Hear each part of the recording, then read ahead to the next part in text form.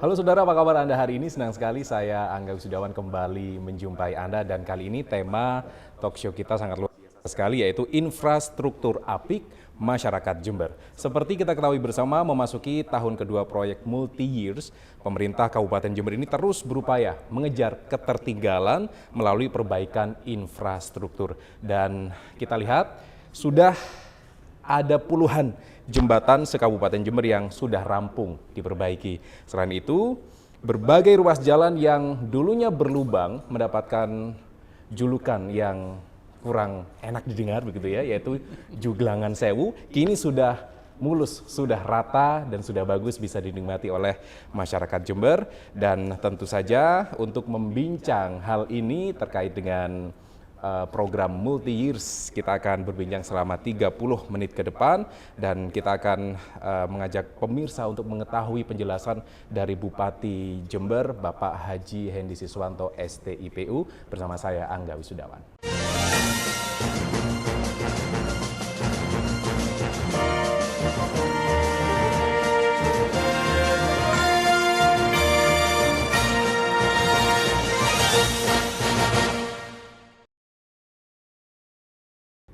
Baik saudara, untuk mengetahui secara detail seperti apa program multi years sudah hadir bersama kami Bupati Jember Bapak Haji Hendy Siswanto STIPU. Selamat pagi Bapak. Selamat pagi Mas Angga, Assalamualaikum warahmatullahi wabarakatuh. Waalaikumsalam warahmatullahi wabarakatuh. Terima kasih sudah hadir di talk show kita kali ini.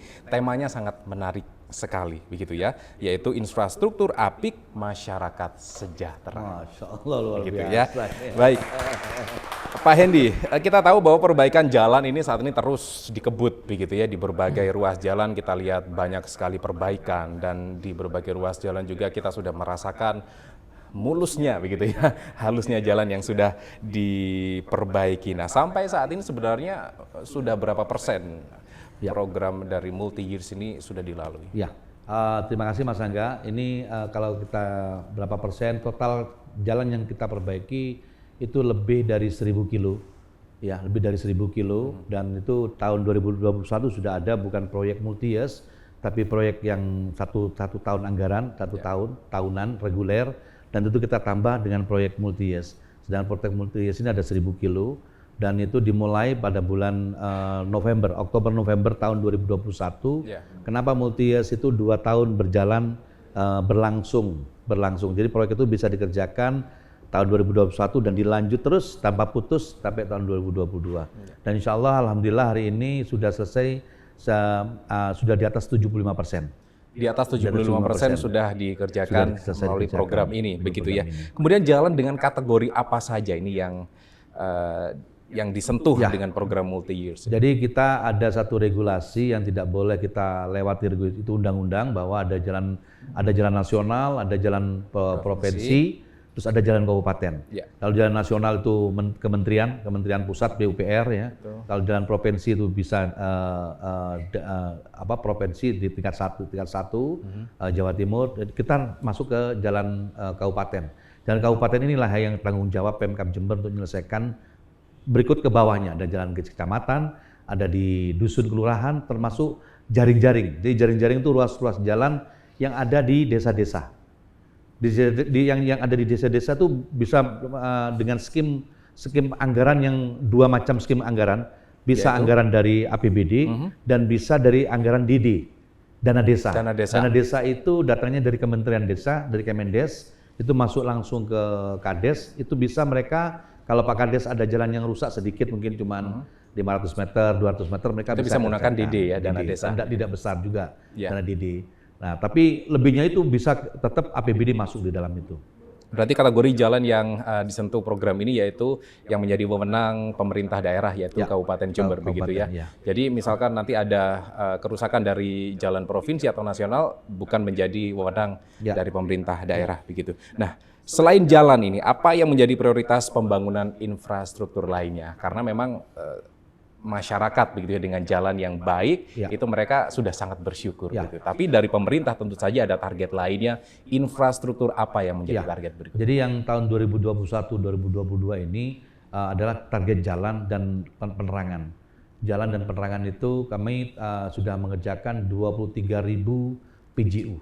perbaikan termasuk pasang PJU baru. Penerangan jalan umum, penerangan jalan umum 23.000 titik. Itu masih kurang 12.000 lagi titik. Ya. Sekabupaten Jember dapat semua. Nah, Termasuk di desa-desa. Termasuk di desa-desa. Namun intinya begini, semangat untuk tadi disampaikan Mas Angga bahwa itu ada Jeglongan Sewu. Sebenarnya kami memperbaiki jalan ini bukan masalah Jeglongan Sewunya. Bukan masalah itu bukan Jeglongan Sewunya, tapi ini adalah kami Pemkab Jember sudah menjadi kewajiban Pemkab untuk mengembalikan hak masyarakat Jember. Baik. Kami tinggal di rumah saya sendiri pribadi sampai sekarang ada di Jalan Sultan Agung. Ya. Mulai saya lahir sampai sekarang, jalannya mulus terus. Tapi ada begitu saya diberikan amanah untuk memimpin Jember ini, saya melihat saudara saya yang di pinggir di daerah Karangpring, di daerah Sentul dari situ jalannya nggak bagus. Padahal mereka orang Jember juga. Mereka harus bisa menikmati sama dengan jalan di depan tempat saya di Jalan Sultan Agung. Nah, itulah semangat itu bahwa jalan ini esensinya wajib Pemkab Jember memberikan fasilitas yang sama dimanapun itu lokasi. Tidak ada perbedaan antara jalan kabupaten, jalan ini. Intinya jalan harus bagus. Karena dengan jalan infrastruktur yang bagus, jalan bagus, lampu penerangan bagus, tentunya di situ yang akan mereka dapatkan adalah kemudahan mereka untuk melakukan perdagangan ekonomi. Dan mereka. ini adalah hak dari setiap masyarakat Jember. Wajib dinikmati, wajib didapat. Ya, baik. Kemudian pembangunan ini difokuskan selain PJU tadi ya, kemudian jalan. Adakah hal lain Pak, misalkan wisata, kemudian termasuk beriringan itu pengairan. yang kami lakukan itu adalah RTLH juga, rumah tidak layak huni kami perbaiki. Masih ada ribuan di Jember ini rumah tidak layak huni. Itu kami lakukan perbaikan, termasuk dan itu masuk dalam program masuk multi-years. ke program bukan multi-years tapi program tahunan malah. Di tahun 2021 kita ada, 2022 kita ada. Yang ketiga juga di dalam 2 tahun anggaran ini kami juga memperbaiki beberapa titik daerah-daerah longsoran. Banyak lokasi kita karena memang kita daerah hujan di Jember ini dan banyak sekali bencana tahun kemarin sehingga berarti titik-titik longsoran itu ada. Juga arah kami di tahun 2022 perbaikan infrastruktur pertanian. Kita sudah mulai masuk, tapi tidak terlalu besar. Termasuk irigasi berarti Termasuk irigasi, tapi tidak terlalu besar Mas Angga karena memang keterbatasan anggaran kita. Kami akan fokus dulu di infrastruktur jalan. Kalau jalan ini bagus, tentunya ekonomi kita, distribusi barang kita ini yang dari gunung itu bisa ke kota dengan mudah dan akan kompetitif harganya. Ya. Oke, kalau dulu sebelum jalan diperbaiki, harga itu jadi mahal, Mas. Harga Dengan sawi, alasan betul. ini ongkos transport begitu Transport dan mereka transportnya pakai motor. Iya. Terus jalan kaki juga. Seperti kita kasih contoh daerah Panti ya. Daerah Panti itu terkenal sawinya, Mas.